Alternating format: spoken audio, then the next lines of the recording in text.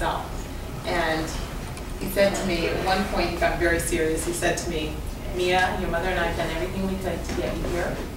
We have never taken a handout. You will not be a burden to society. You will give back to society that has given us so much. And I remember just, it's one of those times where it actually goes in one ear and it stays there, and it didn't go out the other ear. I remember letting that stay with me, and I took those values with me everywhere I went. I graduated from the University of Hartford. I have a Bachelor in Fine Arts, and I had an opportunity to go to Utah after I became a member of the church. I had an opportunity to go to Utah after graduation for 6 months. Can everyone hear me okay? Yes? An opportunity to go to Utah for 6 months and stay and meet some friends and see what it was like to just be able to walk to a temple, actually. And I tried to set my roommate up with a young man named Jason. And Jason, I met him on a mission, when he was out on a mission, and I thought to my roommate, you guys make a great couple. I'm going to try and set you up. And somehow he and I ended up getting together, and 6 months turned into 14 years.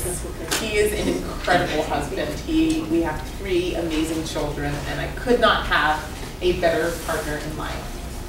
A little bit of work background. I worked as a account manager for a company called Cento over their Gateway speaking accounts there.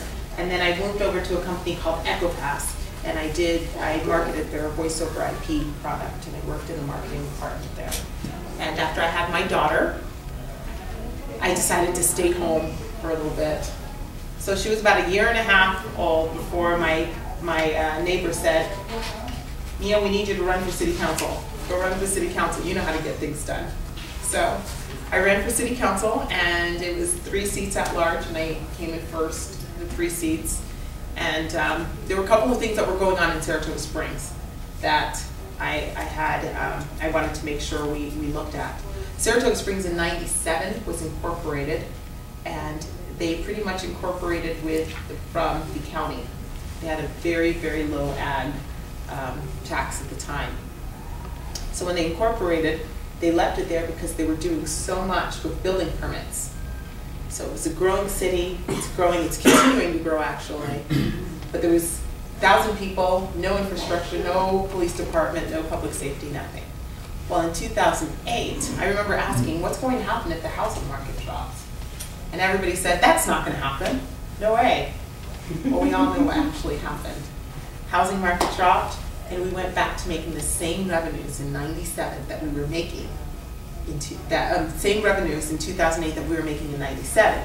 The difference is we had over 16,000 people. We had a police department, fire department, road infrastructure that we had to maintain, water, sewer, all of these other things that we had to maintain. And I had to do something that was very, very difficult. The $3.5 million shortfall, only one thing to do. Roll up your sleeves and start cutting spending. And that's what we did. We cut spending. Now, staff came to us and said, well, we need to raise taxes by 400% so we can do all of the things that we're doing. Does that sound familiar to you? A little bit? I said, no, that's not what we're going to do. We're going to cut spending. We're going to make sure that our property tax pays for nothing but public safety. And we're going to make sure that we're involved only paying for the things that government's supposed to pay for, which is pretty much not very much, right? It's pretty much public safety. I know what my role is. So we did. We cut spending, and we put some fiscal policies in place to make sure that everything was going to be sustainable. After that, I was elected 60% of the votes, and the first year as mayor, I actually lowered taxes. And the more sales tax revenue we bring in, the better things are, and we lower taxes so that we take the burden off of the backs of the people. So right now, even now, if you look at it, our property tax doesn't even cover public safety because we're moving so much, and Saratoga Springs is thriving and growing economically. Saratoga Springs has the highest bond rating available to it today. Standard & Poor's released a statement saying we had no choice but to give Saratoga Springs the highest bond rating because their financial future is so bright. So why is this important? Why am I telling you about all of this? think we need a little bit of that in Washington today. A little bit of the idea of we're spending way too much. A little bit of the idea of, hey, this is not what government's supposed to be doing. Now you have to understand, we've got some problems. Over 50% of our fellow Americans believe that it's okay to take from one and give to another. And they believe that the proper role of government is to do that for them. That's not what we believe in, is it? Those are not our values, those are not our principles. We believe that you're not entitled to anything you don't own, earn, work for, or pay for yourself. We believe in the value of hard work. We believe that the only way you're going to realize the truth of the American dream is not through government dependency, but through a little bit of personal responsibility. What's great about this country is that we don't have to choose. We're not predestined, we're not predestined to be in one bracket. We get to choose to do what we need to do. We get to choose to be in whatever bracket we would like to be in. With a little bit of hard work, you can take risks and suffer the consequences or reap the benefits. So that's what's great about this country. So what do we do about it? Some would say we should take a 2x4 to Washington. I think we've got too many people on both sides running around with a 2x4, beating each other over the head. The work of the people is not getting done. I think that if we can change the way we deliver the message to the American people, by changing the messenger, if we can get our fellow Americans to come along with us and realize again that the only way that they're going to reach the American dream is through a little bit of hard work, if we can do that, we can take our country back. We've got to get rid of the idea that everybody's entitled to everything. I can guarantee this. If we are going to provide everything for everyone from cradle to grave, there will never be enough money. So if you want somebody that's going to focus on fiscal discipline, limited government, personal responsibility, then I'm your candidate, and all of the things that fall under that. If you want somebody that's going to funnel money into your cities, spend more money, that's not me. I'm focused on getting our fiscal house in order. There's something that motivates me. I have 3 children. My oldest, by the time she has a family of her own, her family will owe over $900,000 to get us out of this mess.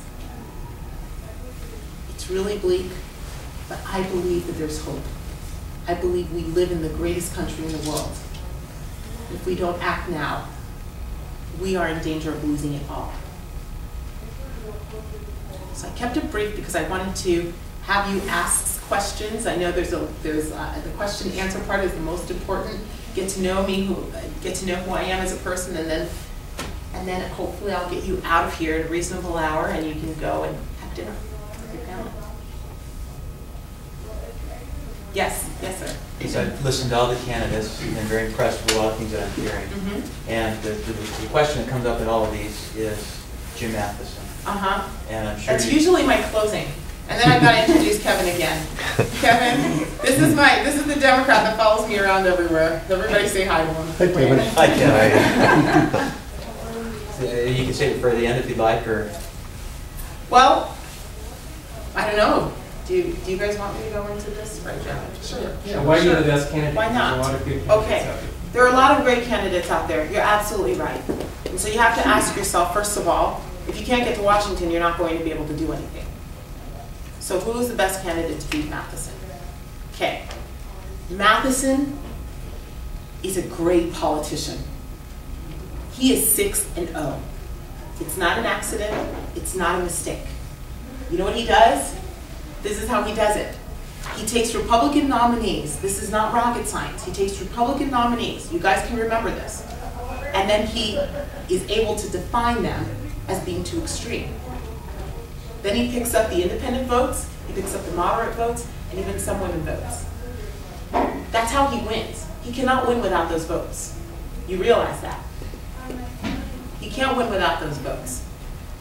That's his formula. He has that formula down. He's beaten us with that formula 6 times. If we elect any of the other Republican nominees that are in this race right now, we'll be handing him that formula a 7th time. What's the definition of insanity? The same thing, expecting different. Doing the same thing over and over again and expecting different results. Now, Matheson, because of who I am and where I come from, can't define me the way he's defined the other 6. And the way he will the other 3 that are in this race right now. He's never been up against a candidate like me, ever. We need to change his game, change the ride that he's on. This is the year that we do that. So let's think about it. Who's been on? Bill Dew, Derek Smith, John Swallow twice, Morgan Philpott, LeVar Christensen. It's the same story, the same candidate. What makes them different than the candidates that are in the race right now? Not one thing. Not one thing. We'll be handing him that formula another time. So that's your answer.